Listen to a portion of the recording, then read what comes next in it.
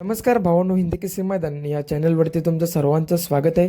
चॅनलला सबस्क्राईब करायला विसरू नका. आजच्या माळशिरस हिंदी केसरी मैदानामध्ये बकासूर आणि बाब्या जेव्हा गटपास झाले तेव्हा बकासूर आणि बाब्याबद्दल समालोचक काय बोलले ते बघा. आणि आज गाडीला चांगला स्पीड लागलाय. बकासूर आपला फायनलचा गुलाल घेईल का ते देखील कमेंट करून सांगा. आता बघा समालोचक बकासूर बाब्याबद्दल काय बोलले ते. 45 पळतोय आणि 45 मध्ये 2 गाड्या बाद झालेत. पुढं 3 गाड्या शूटिंग करणार गाडी आली, शूटिंग करणार. एक नंबर तासा अतिशय सुंदर आणि निर्विवाद वर्चस्व.